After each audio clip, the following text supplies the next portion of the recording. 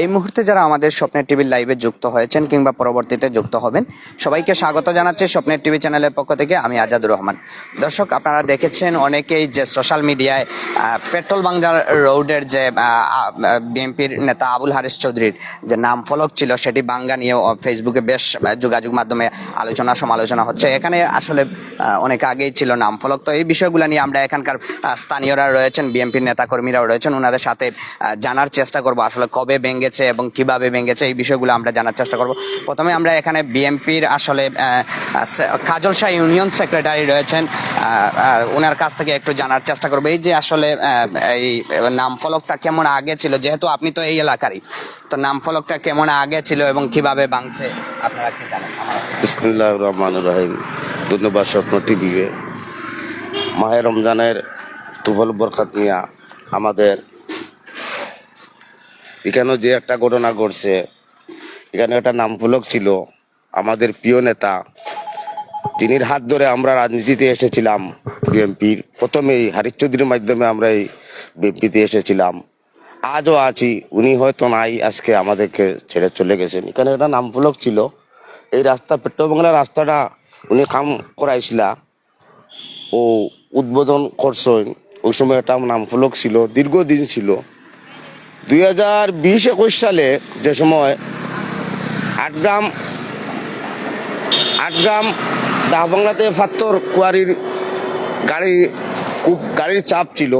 আমরা একদিন সবাই এলাকাবাসী একদিন রাত্রে দেখলাম, সকালে দেখলাম যে এই নাম ফলকটা বাঙ্গা। তখন আমাদের ধারণা হয়েছে যে পাথরের গাড়ি টাড়ি আইছে, ডিস্ট্রিক্ট টাকা হয়েছে, টাকা টুকে বাড়ি মারিয়ে মনে হয় ভাঙছে। তখন তো আমরাও তো দীর্ঘদিন থাকি বিএনপি করি, কিন্তু বিএনপির তো আমরা কোনো অস্তিত্ব আসলো না। আমরাও তো আসলাম ও অবস্থায় আজকে 4-5 বছর আগ থেকে এখন পর্যন্ত বাঙ্গা আছে। গত 22 সালে এবার একটা ডেইন হয়েছে, তখন এইদিকে একটা ডেইন হয়েছে, সরকারিভাবে ডেইন হয়েছে আর তখন হয়তো এর আগে তো এটা বাঙ্গা হয়ে গেছে।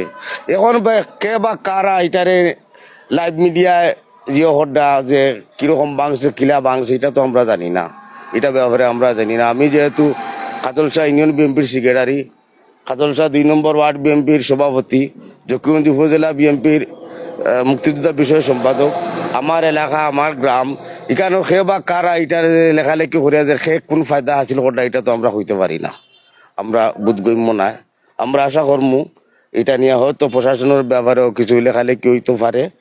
আমরা আশা করবো যেহেতু আমরা এলাকার নিরীহ কোনো মানুষ, এটার ব্যাপারে কোনো হয়রানিমূলক কোনো জিও না হয়, এই আশা ব্যক্ত রাখি আমি আমার বক্তব্য শেষ করি। আপনাকে অসংখ্য ধন্যবাদ। এখানে কিন্তু এই পাশেই একটি দোকান আছে দীর্ঘদিন থেকে, এখানে এই দোকানের মালিক যিনি শিহাব মিয়া, ওনার কাছ থেকে আমরা একটু জানার চেষ্টা করব যে আপনি আসলে ব্যবসা কতদিন থেকে করেন?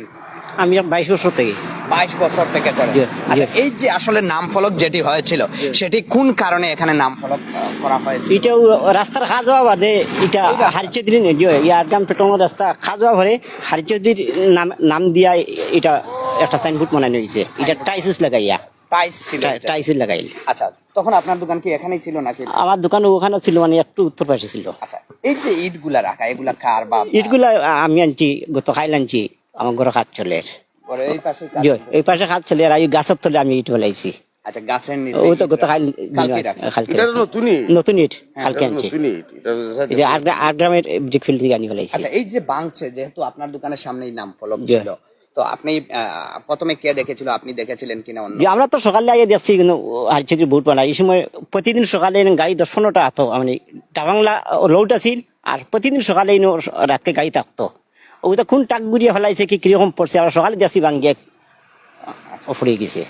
আচ্ছা, আপনাকে ধন্যবাদ। আমরা এখানে আরো শ্রমিক দলের নেতা রয়েছেন, তো ওনার কাছ থেকে আমরা মোস্তাক আহমদ রয়েছেন, ওনার কাছ থেকে একটু জানার চেষ্টা করবো এই মুহূর্তে আসলে যেহেতু বেশ যোগাযোগ মাধ্যমে ছড়িয়ে পড়েছে এই বিষয়টা নিয়ে, তো এই বিষয়ে আপনি কি বলবেন এবং প্রশাসনের প্রতি এবং আপনাদের রাজনৈতিক দলের প্রতি কি বলার আছে? আসসালামু আলাইকুম। আমি গতকাল রাত প্রায় 12টার দিকে দেখছি এটা নিউজ, আর কি শ্যামল সিলেট একটা নিউজ করছেন। নিউজটা দেখার পর তখন আমি উপজেলা বিএনপির সাধারণ সম্পাদক কিষণ শিল্পীকে ফোন দিয়েছিলাম। উনি বললে এটা নিয়ে তো একটু জিও হচ্ছে, ওসি সাহেব জিও করতেছেন। তখন দেখলাম, তখন তো আমি যা দেখতেছি এটার যে একটা জিও দিছিলেন, এটা ছিল এখানে লাল এবং উঁচু করে দিল ছিল, টাইলস লাগাই উঁচু করেছিল নাম ফলকটি। উনি যেরকম দিয়েছেন যে ছোট্ট আকার একটি, এরকম এটা ছোট্ট ছিল না। সেমন ছিল এটা হয়তো জানি না কীরকম করেছেন, উনি নিজেই জানেন, রিপোর্টারে ওনার করেছেন, ওনার তো করবেন, কারণ একটু উল্টা পাল্টা না হচ্ছে কিন্তু হাইলাইটস হয় না। এটাই তো একটা হচ্ছে আমার বাংলাদেশের সাংবাদিক, আপনাদের সাংবাদিক মনে কিছু নেবেন না, সাংবাদিকতার মূলটাই হচ্ছে একটু উল্টা উল্টে, একটু যদি উল্টা নাই করেন তাইলে ওনার একটা হাইলাইটস আসবে না। জানি না উনি কিরকম করেছেন। আমাদের নেতা, প্রিয় নেতা আবুল হারিস চৌধুরী, যার রাজনীতি থেকে আমরা রাজনীতি এসেছিলাম 2006 সালে রাজনীতি করে আমরা এসেছি ওনার হাত ধরেই, ওনাকে থেকেই। ওটা যখন হয় তখন আমরা ছোট্ট ছিলাম, আমরা তেমন বড় ছিলাম না, ওটা উদ্বোধনটাই আমরাও দেখেছি, আমরা এসেছি এখানে হয়েছে।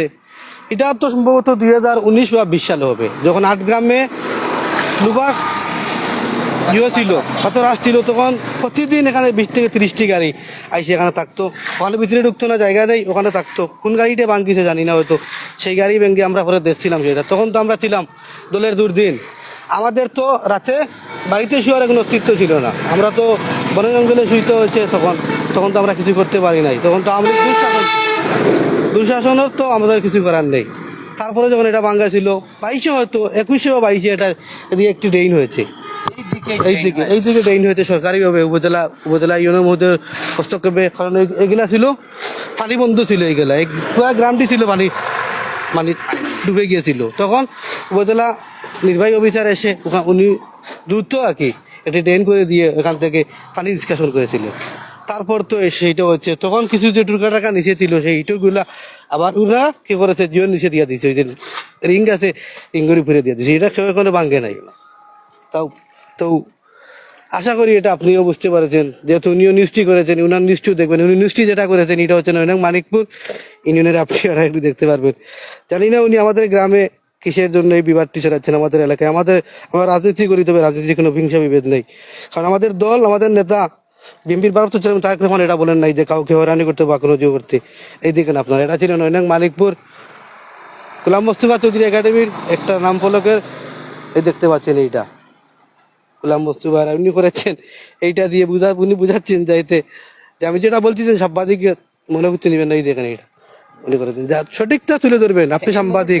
এই মুহূর্তে আসলে প্রশাসনের উদ্দেশ্যে বা আপনাদের রাজনৈতিক, যেহেতু আবুল হারিস চৌধুরী ছিলেন বেগম খালেদা জিয়ার রাজনৈতিক সচিব ছিলেন, তো আসলে এই মুহূর্তে আপনাদের দলের প্রতি আপনারা স্থানীয় হিসাবে এবং একজন রাজনৈতিক যোদ্ধা হিসাবে কি বলা রয়েছে? আমি আমাদের দল এবং উপজেলা বিএনপি সাধারণ সম্পাদক সেক্রেটারি এবং জেলা বিএনপি এবং ওনার মেয়ে সামরে তানজিন চৌধুরী আপাকে বলতেছি, যেহেতু এটা গাড়িয়ে ভেঙে ফেলেছে, সেহেতু আমরা এটা আবার করতে চাই, যে তার বিনিময়ে এটা আমরা আবার করতে চাই। আমাদের নেতা আবুল হারিস চৌধুরীর স্মৃতিটা আমরা রাখতে চাই এখানে, ওনারটা যেভাবে ছিল সেইভাবে আমরা করতে চাই। এটা তো করতে পারবো, চাইলে সমস্যা নেই, কারণ এখন তো দুঃশাসন আওয়ামী লীগের নেই, এখন তো আমরা স্বাধীন দেশে বাস করতেছি।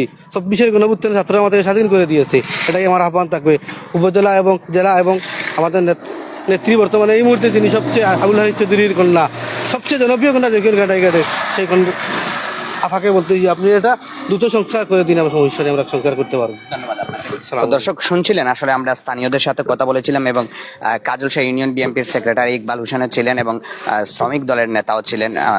তো ওনাদের কাছ থেকে আমরা যেমনটা শুনেছিলাম এবং স্থানীয়রা যেটি বলেছিল যে এখানে হয়তো এক সময় প্রচুর লুবাছড়া থেকে এখানে পাথর আসতো, তো সেই পাথরগুলা বড় বড় ট্রাক দিয়ে অন্যত্র নেওয়া হতো। সকালে ওনারা দেখেছেন যে এটি নিচে পড়ে আছে, ওনারা ধারণা করেছেন যে এটি গাড়ির ধাক্কায় ভেঙে গিয়েছে। তারপরে কিন্তু দীর্ঘ কয়েক বছর পরেই আজকে যোগাযোগ মাধ্যমে বেশ ছড়িয়ে পড়েছে। তো এই ছিল এই যে ফেসবুকের মাধ্যমে ছড়িয়ে পড়া যে আবুল হারিস চৌধুরীর নাম ফলক ভেঙে দেওয়া নিয়ে যে তথ্য, সেগুলাই এতক্ষণ আপনাদের সামনে তুলে ধরেছিলাম।